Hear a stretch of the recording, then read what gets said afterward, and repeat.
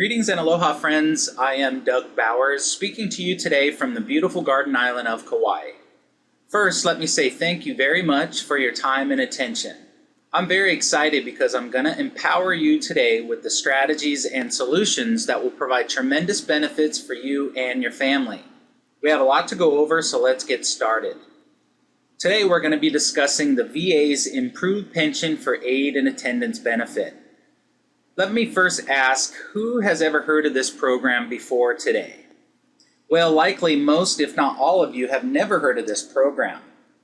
See, I regularly travel throughout the state of Hawaii, and 99% of those that I speak to have never heard of this program before today. So why is that? Well, there's more than one reason, and I can address that a little bit later, but I promise again, you will gain the knowledge today of exactly what this program is and what it is not, and how you can qualify for this benefit. So there's three basic qualifications for this pension. There's military, there's a medical, and then there's a financial means test. One thing I must make clear to you today is what this program is not. It is not a welfare program. This is an entitlement program for a very specific group of Americans. This entitlement was created for our wartime veterans and their surviving spouses. Now, this program was designed specifically to help pay for the cost of care and preserve the family assets for our wartime veteran community. Now, even though the VA has the financial means test, meaning they've come up with a formula that's based upon your income and your liquid assets. I must be clear about this, though. This does not mean the VA intends to withhold this pension benefit and really discriminate against the sacrifice of a veteran who may have accumulated more assets than his fellow soldier who may have not. Now, the VA's formula does have limitations that may restrict eligibility, yet the guidelines were designed to allow for anyone, regardless of the amount of wealth they have, to be able to make changes in their estate planning in order to qualify for this pension. So again, it was designed to pay for care and preserve their estate. This is a pension, not welfare. So of course, the VA and its employees are not financial professionals, yet you will learn it is clear the way the guidelines were written was for those that have arrived at a time in life when they will benefit from the assistance with some of their daily activities, and those that may have accumulated above average asset amounts. Now, it may be advantageous to seek professional advice to get your affairs in order and encourage simple estate planning to help preserve the estate for your loved ones. So yes, I am a financial services professional. My practice focuses on retirement income planning and estate planning. And as mentioned, the VA recognized that they are not financial professionals with the skills necessary to assist with the necessary planning for some of our veterans. So in today's capacity, I'm speaking to you to inform veterans, surviving spouses, and their family members about potential benefits for which they may be entitled to pay for care. Now, some of the families I meet will also benefit from my estate planning services in order to qualify for this VA pension. Okay, so first let's clarify what the problem is and its cause. In my practice, we address issues in this matter. What is the problem or danger we face? What is the cause of the danger or problem? And what is the solution to the problem and how we can avoid this danger? So let's explore one of the most common problems retirees face today. It's the cost of care. Now, of course, cost varies widely based on a variety of factors, including geographic areas and the level of care needed. But you can see here the national average for assisted living is just over $38,000 a year. Well, here in Hawaii, it's over $45,000 a year. Now, the national average for nursing home is just over $67,000 a year. But here in Hawaii, we can call it a paradise premium, if you will. It's over $122,000 a year. So a significant difference in the cost of care here in the state of Hawaii. Okay, so a reality that demands that we make changes to address this issue is that people are simply living longer. We must plan now for 30 to 40 years of retirement. Now, interestingly, people that are age 80 and older make up the world's fastest growing age group. And actually, I did some research. The next nearest group is actually 5 times less. So folks that are aging 80 and over make up by far the world's fastest growing age group. Now, what's important is you cannot afford to make costly and avoidable mistakes that could cause interruptions in your retirement lifestyle. And when it comes to retirement, it's all about making sure that your money lasts as long as you do at the very minimum, because the stakes are just too high for inaction when it comes to financial matters. Now, the last point here that states 2 out of 3 people over age 65 will need long-term care at some point in their life. That's just what the statistics are telling us. So today we're going to be going over 4 different strategies. And again, I want to empower you with the strategies and solutions to address the problems that we all face.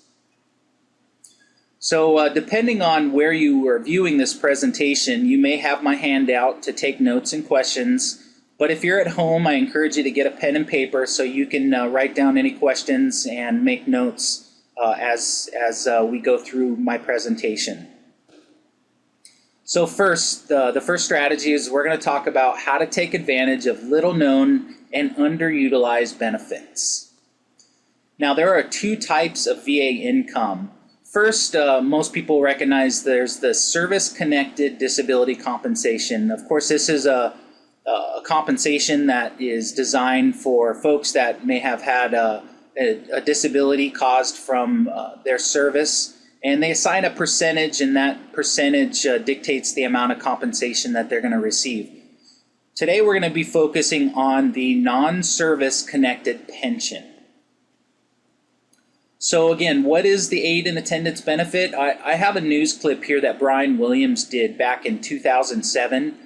Brian recognized that this program was really being underutilized, and a lot of folks that could be qualifying for this program simply didn't know about it and therefore couldn't receive these benefits. So I'm going to show a quick, about a 5-minute clip of Brian's news story that talks some more specifics about this program.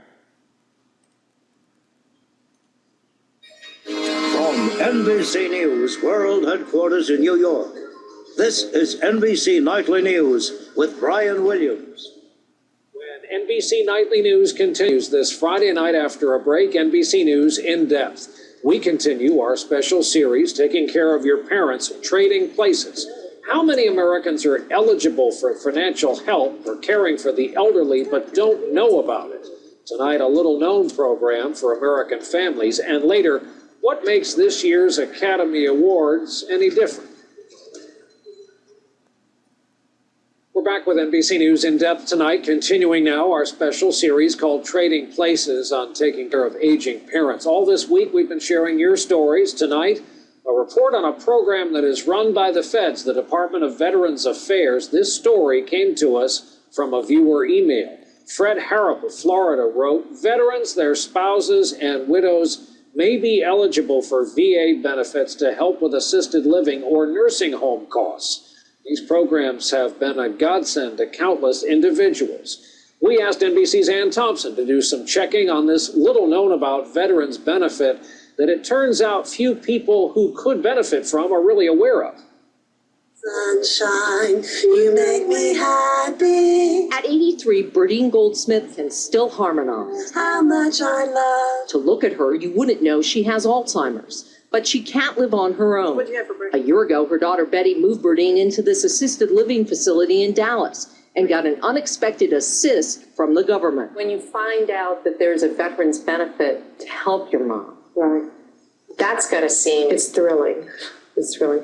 It's just a real blessing. The convoy puts to sea on the... Berdine's husband Hubbard served in World War II, a Navy medic in the invasion of Sicily. Because of that service, today Berdine gets about $900 a month, a quarter of her care. The other $3,000 comes out of Betty's and husband Ted's savings each month. The financial burden is stressful enough, but then you have the emotional stress on top of that. What's the next sign after that? It's called the Aid and Attendance Benefit for at-home assisted living or nursing home care. Facility Director Michael Halliburton says it never fails to surprise families. Well, it's shock and awe. Their eyes light up, their jaws drop. I've had people cry. But the program is little known. Today, just 143,000 veterans and surviving spouses receive the benefit. The government says perhaps hundreds of thousands more could be eligible. We know that about 36% of veterans either didn't know about the program or thought they weren't entitled. Eligibility is based on need, but you don't have to be impoverished. The formula includes your income minus medical expenses and your net worth, excluding your house and car. The benefit is available to veterans who served during wartime and their spouses if they can't live on their own. A benefit that is now one more part of Betty's father's legacy. And I think he'd be very proud of the fact that his service was being honored. Hubbard Goldsmith helped his country then. His country helps his wife now. Ann Thompson, NBC News, Dallas. We'd like to hear more stories like this. We'd like to hear about your experiences of taking care of your aging parents. To send us yours, go to our website. That's nightly.msnbc.com.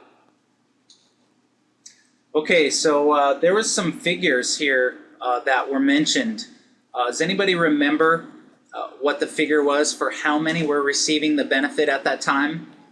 143,000 was the figure. Now, of course, that was back in 2007. Now, today, there's a little over 200,000.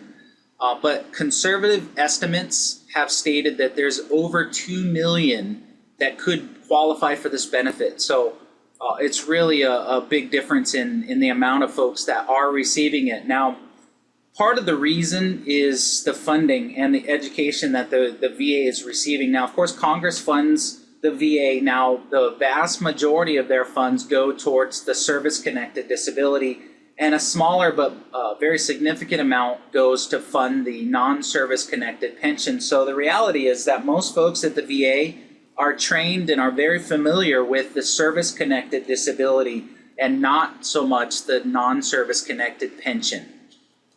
So one question a lot of folks ask me is, how long has this program been around? Now, this addition to the aid and attendance benefit was actually added in 1979. So we can see that over 30 years have gone by, and the VA has made this program available to, as we'll see, only 5% of eligible vets. It's not a good track record. And some of the quotes that they say here is that there's a third of seniors that may eventually be eligible for this little-known benefit.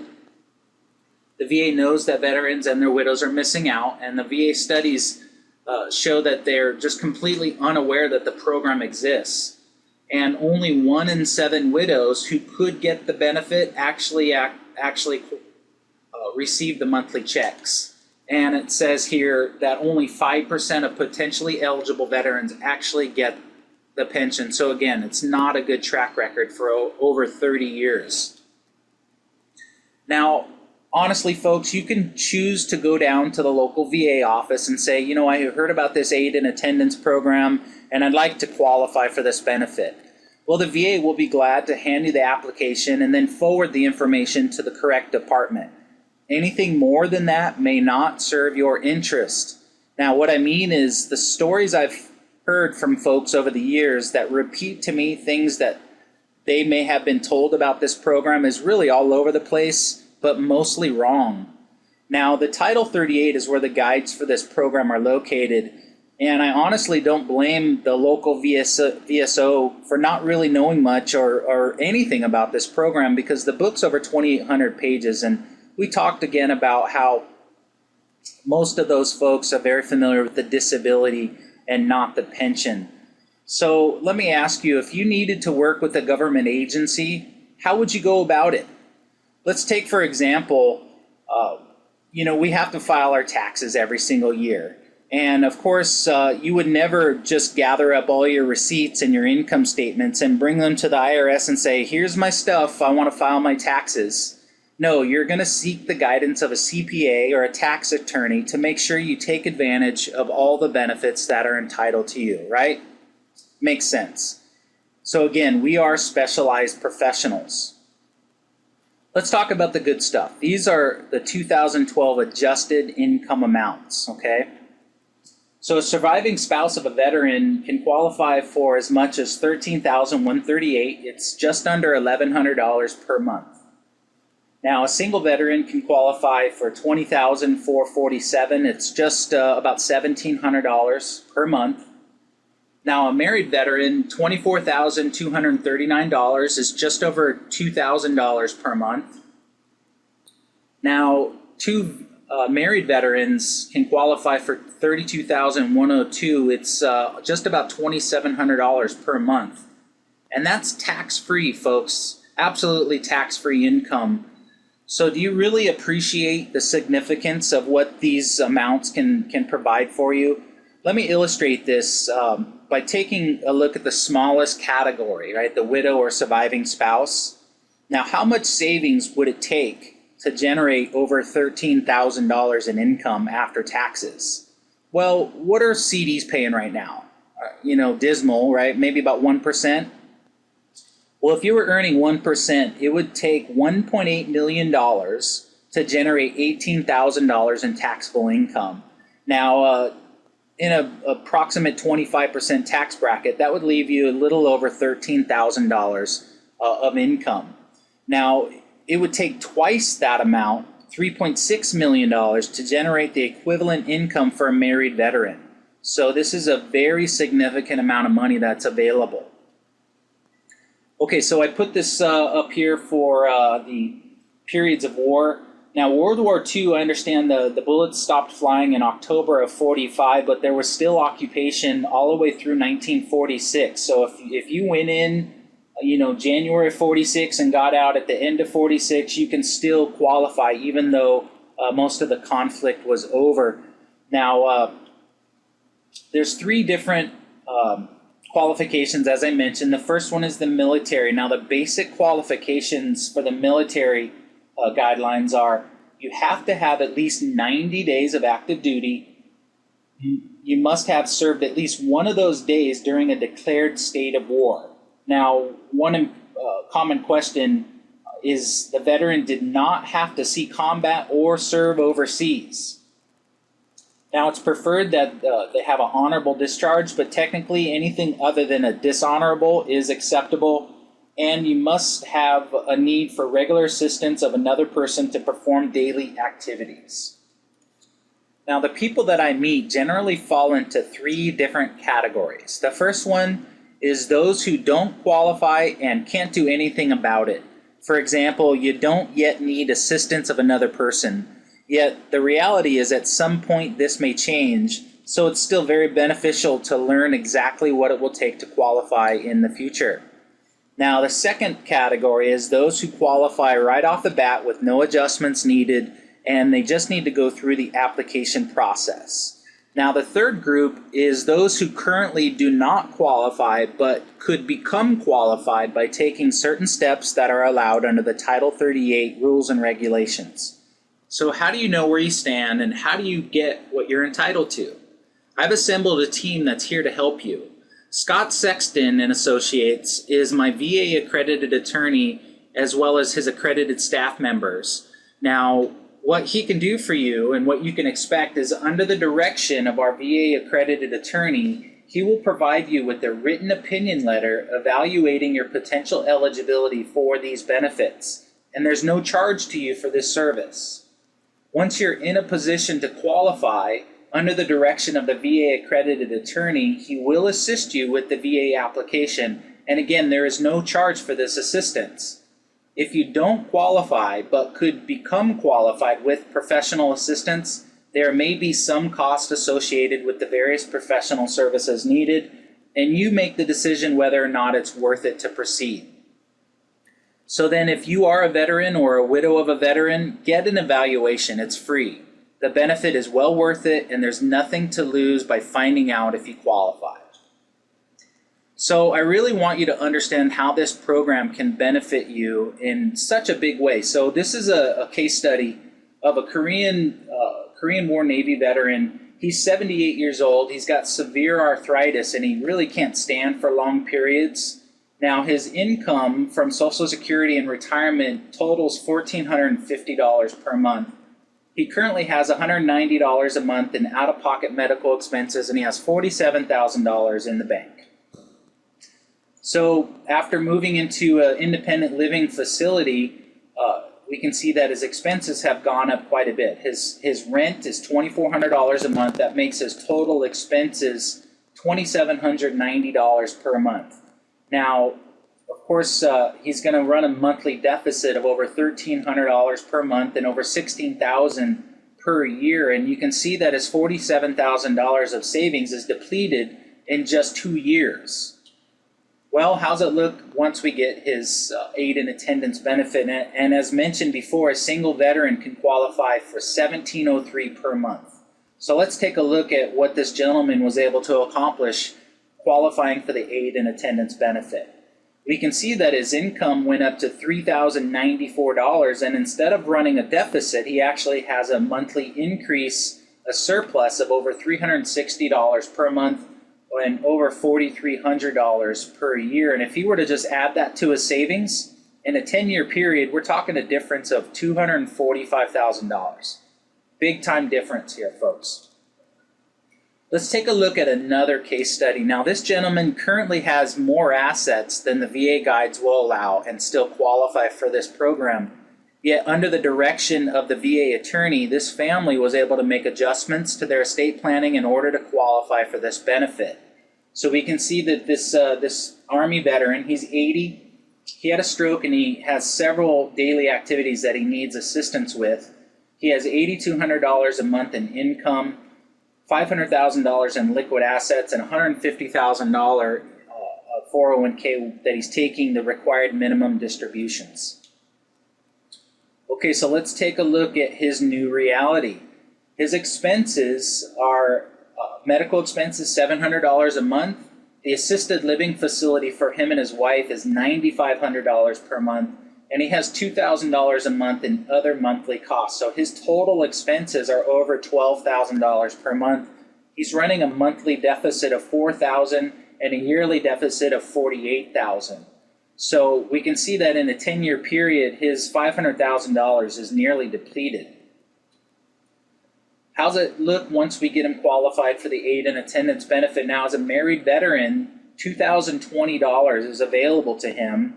It's going to bring his income to $10,220. Now, he's still running a deficit. He's got a $1,980 a month deficit and a $23,760 per year. And if we were to just take a look at the same snapshot for 10 years, we're looking at a $240,000 difference. Very significant. Well, of course, the gentleman owned a home, and he thought, you know what, I'll just rent it out and make up the difference. So we saw that his $1 million home could rent for $3,800 per month. Now, of course, after taxes, insurance, maintenance, and management fees, he's going to end up with about $3,200 per month or $38,400 per year. Now, based upon his $1 million asset, that, of course, is a 3.84% net cash return. But the important thing is it makes up his difference. He's no longer in the red, and he actually has over $1,200 a month in spending money. So, you know, we started talking about other potential dangers of this scenario. Now, first, he mentioned to me that he's never been a landlord and really wasn't excited about this prospect. He also recognized there's always a chance of his income being interrupted by vacancies. We also then discussed taxes, and I reminded him that currently he could take advantage of the tax exemption of a total of $500,000 of his equity since he's lived in the home for 2 of the last 5 years. I also reminded him that the capital gains tax rate of 15% is currently scheduled to increase to 20% as of January 1st, 2013 as part of the expiring Bush tax cuts. Now, another thing that we discussed was that his $1 million asset, his house, is not in liquid form, right? This money is basically trapped in the form of equity, and he would be unable to access that quickly in a case of emergency. And it's also not protected from further loss due to market conditions. Now, He also mentioned that this $1 million house was, worth several $100,000 more just a few short years ago. So, he was uncomfortable with the fact that he's not having a protected asset. Now, this discussion of these dangers, of course, disturbed him, and he asked if I could suggest a better option. So we looked at the option of selling the home. Now, of course, he's going to have capital gains and commissions of $150,000. That's going to leave him with $850,000. Now, I showed him an option where he could purchase a lifetime income contract. Now, something I want to distinguish is this is not annuitization. Annuitization is simply where you trade your premium for a guaranteed lifetime income stream. Now, in annuitization, you lose choice and control over your initial premium. You have no liquidity, and this, of course, was not suitable for him, and frankly, it's not suitable for most folks. So I showed him an option where he actually purchases a lifetime income contract with liquidity. He gets to maintain that choice and control and liquidity of the $600,000. So what do we do?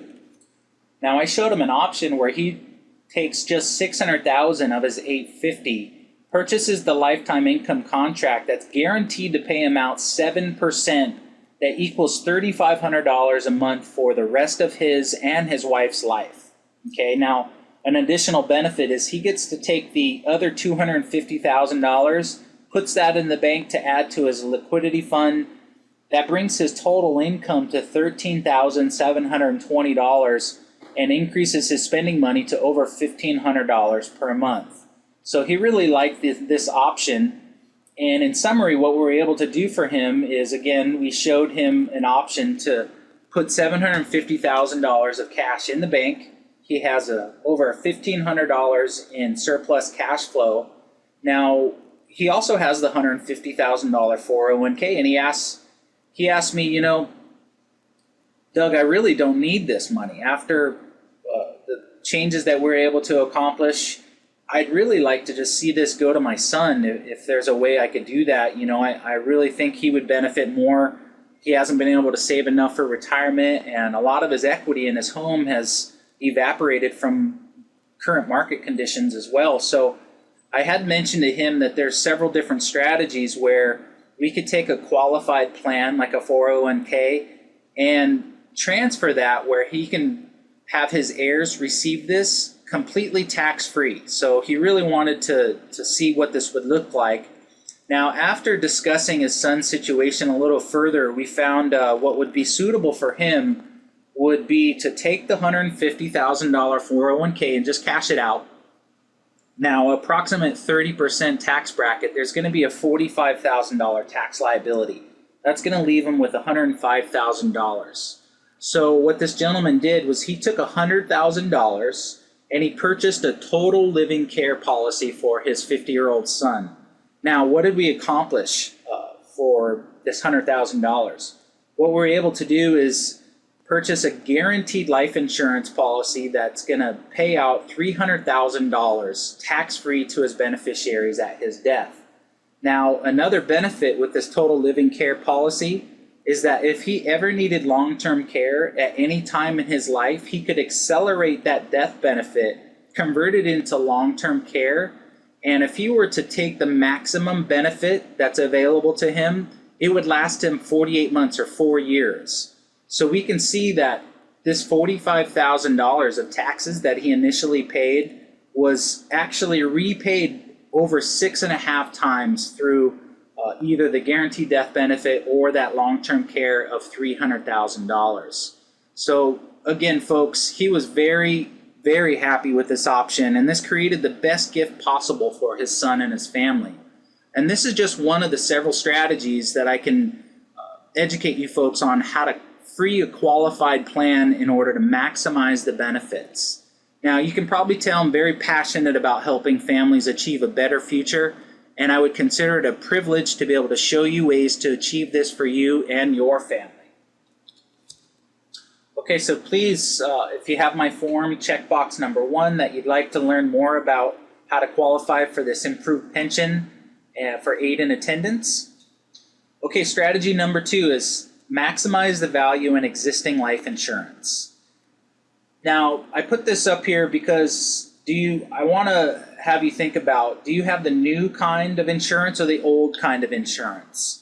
Now, the reason why I asked that is because really in direct response to the recent financial meltdown in 2008, the insurance industry has created a number of innovative products that were really set to address the concerns of today's retirees. So we've just discussed how valuable certain VA benefits could be in paying for care and preserving your assets. There may be better options available that you may not have considered, and it's important to maximize the value of all the insurance policies you have. So let's examine two different potential resources: long-term care policies and existing life insurance policies. Now, do you have a long-term care policy? If so, it's important that you understand how your policy works and when it can be triggered to assist in paying for needed care. Now, some policies will pay for assisted living or even at-home care costs, and it may not be just a policy for nursing care costs. There may also be a way to get some help from the policy you've been paying for all these years, so please have a professional review of your current long-term care policies. Now, I put up this case study because recently I had a gal that I was working with who was concerned about long-term care expenses because her parents just moved into an assisted living, and she saw firsthand the expense associated with that. So she's 59 years old and she's in good health, and she told me she could afford $250 a month. Now, I showed her an option from a very, very good company that provided immediate coverage of $200 a day for 2 years. It also had a 5% inflation increase benefit. Now, the reality is at 59 in good health, it could be a number of years before she needs care. So as an example, 20 years later at age 79, let's just say she needed to receive some care. Now, because of the 5% inflation increase, that $200 daily limit is increased to $505 or over $15,000 per month. Now, if she were to need that full benefit of over $15,000 per month, the 20 years of premium, that $250 a month for 20 years would have been repaid in 112 days. So we can see here that we're turning pennies into dollars. Okay, so life insurance. Now, some good life insurance policies actually have what's called living benefits. That means that they could pay out money for care under certain circumstances. Now, additionally, many policies will allow you to withdraw money tax-free to pay for emergency type situations. Now, do you know if your policy allows this? Or what about the fact that some policies are convertible? This means that you can convert a term policy, for example, into a more permanent solution without worrying about a medical exam. Could this provide additional opportunities for you to leave a legacy? Another important consideration is, will the premium you're paying continue to keep your policy in force? Now, the last thing your family would want to realize is that at your death, expecting to get a life insurance payout, to find out that actually the premium was not being kept up to date and the policy actually lapsed. So it's important to understand that if your policy is going to lapse and how you can protect yourself from that possibility. So please, checkbox number 2 if you'd like to learn about how to maximize the value in your existing life insurance policies. Okay, so our third strategy. Now, we've already discussed that 2 out of 3 people age 65 and older will need long-term care at some point in their life. However, 100% of us at some point will pass away and leave final expenses. Now, too many times seniors will end up spending all their money on their care, including funds set aside to pay for their funeral. Now, what most folks don't want is that Medicaid may require them to do so. That can leave the family with no funds left to cover final expenses, creating a financial burden for their heirs. And for most folks, a financial burden is the last thing they want to leave for their children. So a little known solution to this problem is a funeral trust. Now, usually when people think of a trust, they think big expense, right? Well, let's get that notion out of the way right now. We have funeral trusts available to you at no charge. Now, what can this do for you?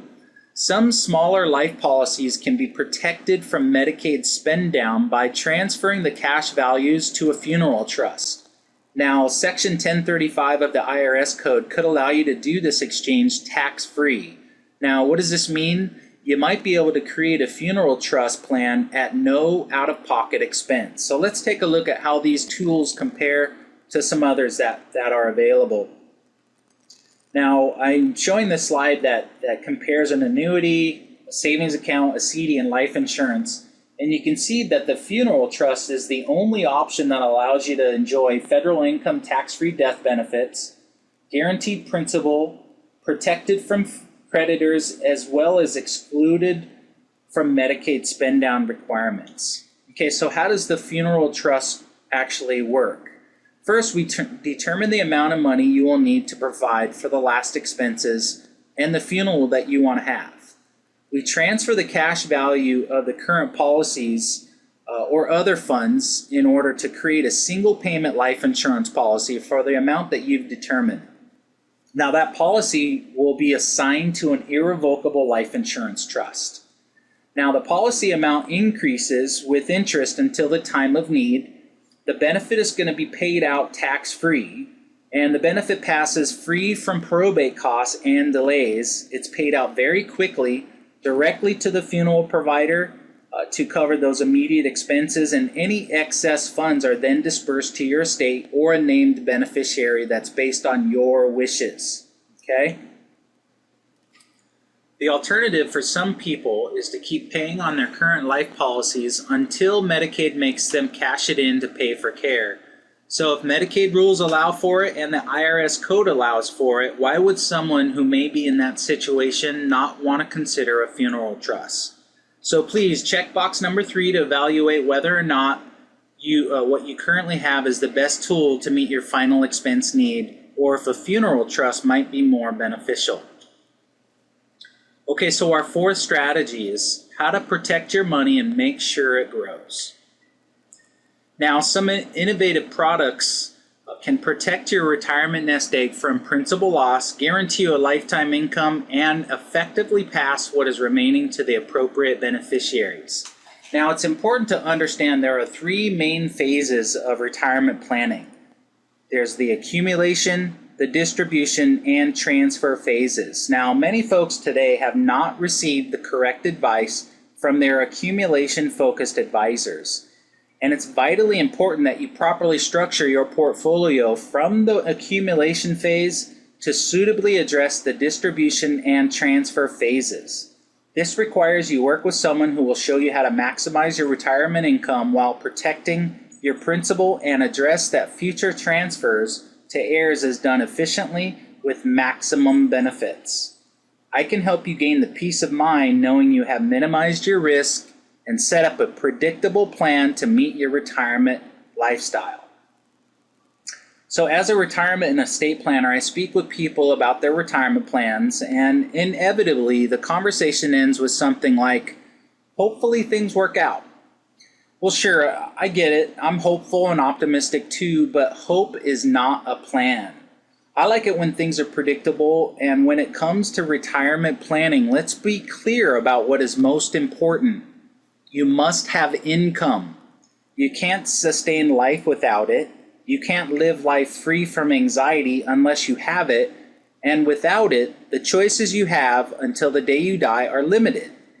Retirees are finding out that Wall Street's advice is not working, and many are finding themselves running out of money at a time in life when they can't go back to work. It's all about guaranteed income for life. Now, predictability is so important. Now, I'm going to ask everyone to participate in a game. Okay, this will be fun. So please think of a number right now between 1 and 10, any number you like. Okay, you got a number? All right, now I want you to double that number. Add 8, divide it in half.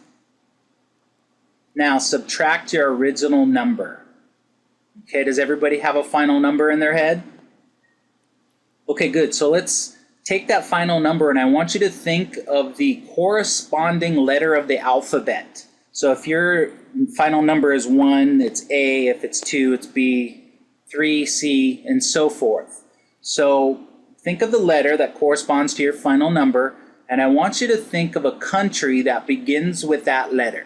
So any country in the world that begins with the letter that corresponds with your final number. Does everybody have a country? Okay, I want you to think of the last letter of that country and take that letter and think of a zoo animal that begins with that letter. Okay, so the last letter of your country, think of a zoo animal that begins with that letter. Everybody got a zoo animal? Okay, so take the last letter of that zoo animal and I want you to think of a piece of fruit that begins with the last letter of that zoo animal. Okay, any fruit you want. Has everybody got a piece of fruit? Okay, so everybody should have a country, a zoo animal, and a piece of fruit in their mind. How many are thinking Denmark, kangaroo, orange? Well, likely most of you. In fact, this is much more effective in a live setting, but regardless of the size of group that I share this with, about 80% of the folks that I share this exercise with will think of Denmark, kangaroo, orange. Some of them will think of Denmark, koala, apple, and if you didn't think of either of those two, you did your math wrong. But the point is, I was able to predict your answer. And you know, that creates a lot of confidence when you're able to predict the outcome, right? Here's some sage advice from a pro. I know everybody knows who Warren Buffett is. His number 1 rule, never lose money. Number 2 rule, never forget rule number 1. Now, I want to address a common myth that many people have. Now, the average loss of a 401k plan in 2008 was 31%. Now, analysts on the news say if you would have stuck it out, you would have gained 38%. And that, you know, of course, makes people think, well, gosh, you know, maybe that would have been better. But the reality here is when you lose, you always have to make up a greater percentage than you lost just to be whole again. Now, I put up an example of $100,000. Now, if you lost 25%, your $75,000 would have to realize a gain of 33%, right? What's 33% of 75? That's 25,000 in order for you to get equal to your $100,000. Now, what if you lost 33% and it went down to 66,000? You would have to realize a 50% gain in order to equal your $100,000. Now, what if you lost half of your money? I know some folks in 2008 that suffered a 50% loss. They would have to gain 100% in order to equal their $100,000 that they originally had. So, you know, you may have heard the expression, don't worry, it'll come back. You're in it for the long haul. But my question is, in whose lifetime, and do you have time to lose? Remember, you cannot have guaranteed income, nor can you have a guaranteed legacy to your heirs if your principal is at risk. So don't lose. Now, my practice specializes in helping folks ensure and guarantee both their income and their principal. Now, I put these headlines up here to discuss some serious dangers and realities that we all face. Now, this first one, the Wall Street machine is broken. I was shocked recently to learn that 86% of trade volume on all the major exchanges are done by algorithms or computer software. So what does that mean? I mean, the reality is the days of traditional valuations are a thing of the past, because today profits are taken in thousands of fractions from daily price fluctuations. And because of this, big traders who are leveraging and maximizing trades will always put the system at risk. This type of trading has created a danger of what is being termed as flash crashes. Now, just recently, a single investment firm, Knight Capital, lost over $400 million in less than 45 minutes. I mean, that's incredible. Now, the second headline, the fiscal cliff. Market sting may come sooner. The fiscal cliff is a major issue and is a huge immediate danger facing the markets. It's really a perfect storm of tax, spending, and debt deadlines at the end of 2012. Now, I'm not going to spend too much time on this, but in this election year, politics have become the biggest threat to the markets. Now, the third headline, three ugly economic predictions no one wants to hear. Money laundering, bank breakups, and corporate dividend cuts. Now, I'm not even going to discuss the European debt crisis or the China slowdown or other global implications and the effects of these issues, or how many scandals just over the past year. I mean, remember MF Global and Peregrine Ponzi schemes that robbed hundreds of millions of dollars of investor funds? What about the LIBOR scandal? How about Citi losing $7 billion from their derivative trades? You know, the list goes on. Now the fourth headline, look out below, volatility hits 401k plans. There's just too much uncertainty for investors. Now, many of you may have heard that Congress now requires qualified plan providers to disclose all their fees after over 30 years of non-disclosure, and the reality of the impact of these fees is astounding. This article goes into how these fees may cut 30% from the retirement balance. Now, this graph illustrates this reality. Now, I have available a free 18-page report that's titled The Retirement Savings Drain, the Hidden and Excessive Costs of 401ks. Now, the data collected in this report should make you realize how much of a bad investment these plans are, and I can show you a much better way to plan for retirement. Now, this headline has extremely important implications. Now, as a brief history, until 1974, the defined benefit pension was the primary retirement system here in the U.S. Now, this created confidence for retirees because they knew exactly how much income they would receive. All of that has changed. In the early 70s, the country was in a recession and Wall Street was desperate for new capital. So in 1974, Congress passed the ERISA, and as a result, the baby boomers have the majority of their wealth in these type of plans. And this boomer population holds the majority of wealth in the U.S. So over the past 30 years, the massive population of boomers, together with fairly steady times in the U.S. politically and financially, have created enormous demand for stocks and mutual funds. This is the new reality we all have to face because, folks, the baby boomers have just started to retire, and the majority of them will reach age 65 from 2012 to 2016 on the bell curve. So as they retire, by law, they are required to withdraw approximately 6% each year. These are, of course, required minimum distributions. Now, what does this mean? This means the forced sale of stock holdings. This is the largest and richest group in the country that's pulling money out at the same time. Now, younger generations, otherwise known as ninjas for no income, no assets, no jobs, the reality is they're unable to purchase the amount of stocks being sold. So what does that mean? The value is going to drop. Well, this is going to compound when retirees see their portfolios dropping because they will pull out money even faster. This is a recent article. In fact, just a couple of weeks ago, I read this article, and I put this up here because some very important statements here that I want to point out. Now, this first line says, the world's top mutual fund managers say the U.S. stock rally is about to come to an end.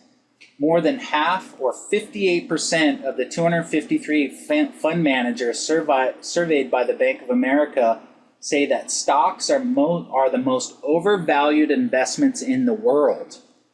Now, what keeps fund managers up at night is the potential inaction by Congress on the issue of the so-called fiscal cliff. And investors now view the U.S. fiscal cliff as a greater threat than the Eurozone, and the upcoming election is putting these fears into sharper focus. Now, we just discussed some major issues and the dangers that are facing all of us. And I'm sharing all of this with you today because it's simply reality, and everyone has two choices. You can ignore this reality like many will do who have not gained this perspective, or you can see the situation for what it is, take action to protect your future and the future of your family. Now, retirees should approach their retirement planning using this rule. I learned this at the beginning of my career over 10 years ago. It's called the Rule of 100, and it's simple. You take 100, you minus out your current age. Whatever is left should be the percentage of risk of your total portfolio. So an example is if you're 75 years old, that means that only 25% of your portfolio should have any risk at all. 75% of your principal should be protected. Now, I work with retirees and those that are soon to retire. I help assist in income and estate planning, long-term care and life insurance to protect families from life's realities. I also can offer recommendations for maintaining a desired lifestyle in and through retirement. And I also help you identify opportunities to accomplish your family's objectives and reveal beneficial strategies previously not considered. I also have available to you a tutorial that I recorded recently this summer on the best CD alternatives and a bond replacement strategy. This is an excellent strategy. I know a lot of retirees have weighted their portfolios more towards bonds, and rightfully so, because of course they're safer investments, but there's some factors and dangers that you must consider with bond portfolios, and I can provide you with either a DVD or a link to your computer to watch a tutorial that'll show you what is the best CD alternative in bond replacement. Now, I can also share with you some additional strategies on how to transfer an IRA to your heirs completely tax-free. I can help you see if your life policy is able to be converted to a higher death benefit with no future premiums or even reduced premiums. I can show you how to protect future generations from the increased cost of care and really help leave a lasting legacy for your loved ones.